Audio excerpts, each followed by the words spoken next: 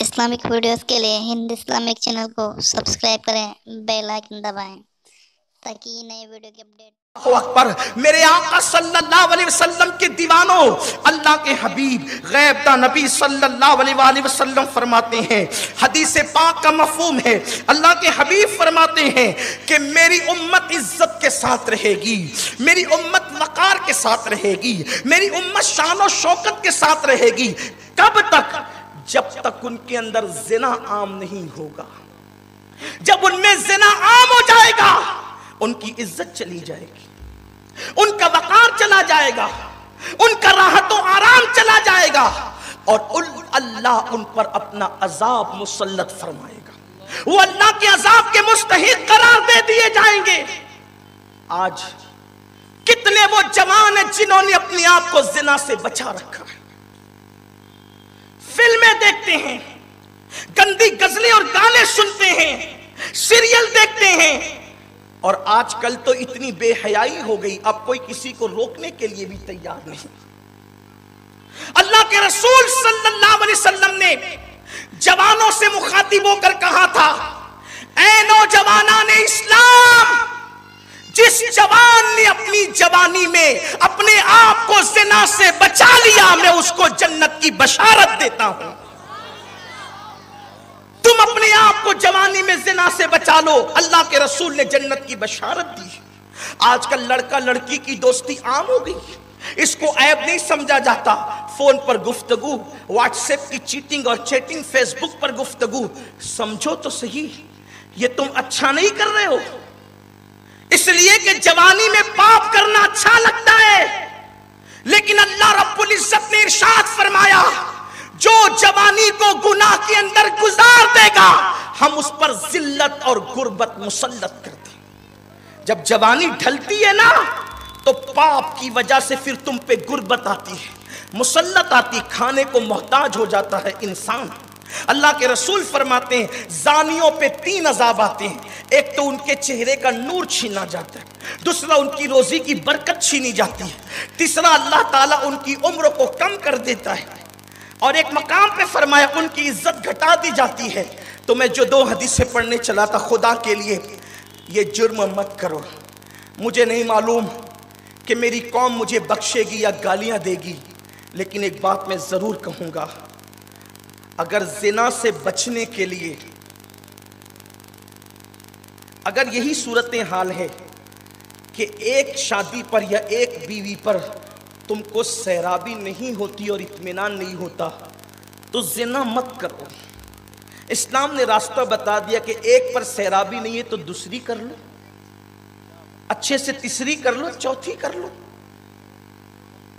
یہ جو 100 کارڈ متقی بنے ہو نا، دکھاوے کے متقی، کوئی دوسری بیوی کرتا ہے تو پورا گھر مخالفت کرتا ہے، اور زنا کر کے پکڑاتا ہے تو پورا گھر اس کو بچانے کی کوشش کرتا ہے۔ زنا کرنے والے کی تائید کر رہے ہو، نکاح کرنے والوں کو اتنا اچھوت جانتے ہو کہ اس کو گھر سے باہر نکال دیتے ہو۔ اسلام نے یہ راستہ اسی لیے بتایا تھا کہ ہر ایک کی بھوک ایک روٹی میں نہیں ختم ہو سکتی، تو اسلام کہتا ہے ایک روٹی میں تیرا پیٹ نہیں بھرتا تو چرا کے مت کھا، دوسری روٹی حلال طریقے سے کھا سب کے سامنے، تیسری کھا، چوتھی کھا۔ لیکن اگر 4 کی بھوک ہے، ایک ہی پہ صبر کرے گا تو اجر پائے گا۔ صبر کر سکتا ہے تو صبر کر، روزے رکھ کر کے ظاہر کر سکتا ہے اپنی طاقت تو روزے رکھ کر کے اپنے نفس کو مار۔ اور اگر اس پر یہ تجھے خوف ہے کہ اس سے نہیں معاملہ حل ہوگا، اتنا غلبہ ہے طاقت اور قوت کا اور خواہشات کا کہ زنا میں مبتلا ہوگا، تو زنا کی بجائے شرافت سے دوسری اور تیسری اچھے راستے سے کر لو۔ اور اپنی ماں اور بہنوں سے کہتا ہوں، اگر آپ کے شوہر کو ایک پر اطمینان نہیں ہوتا تو آپ خوشی سے دوسری تیسری کی اجازت دو، اس سے بہتر ہے کہ تمہارا شوہر زانی کہلائے، تم فخر سے کہہ سکتی ہو میرا شوہر دوسری بیوی کا شوہر ہے لیکن الحمدللہ وہ زانی نہیں ہے۔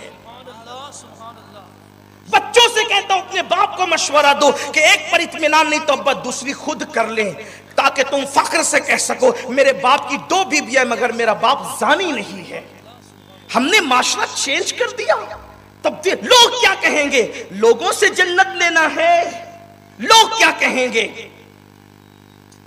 اور آج لوگوں کی فکر اس قدر گندی ہو گئی، اگر کسی کے باپ کی دوسری تیسری بیوی ہوتی تو لوگ اس کے گھر میں بیٹی نہیں دیتے، زانیوں کے یہاں دیتے ہو، نکاح کرنے والوں کے یہاں نہیں دیتے۔ یہی تمہاری اسلامی فکر ہے؟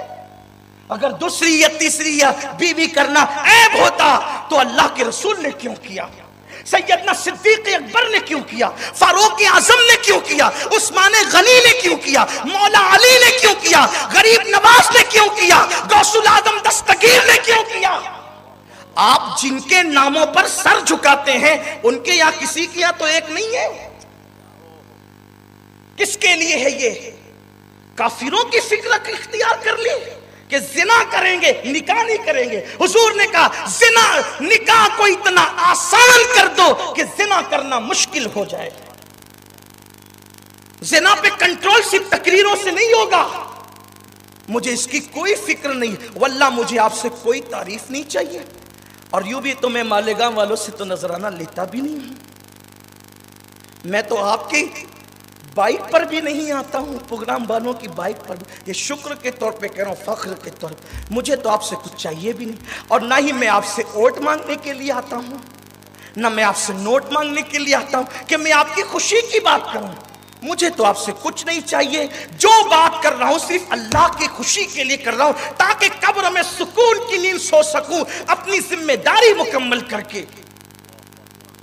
کیوں کافروں کی فکر میں مبتلا ہو؟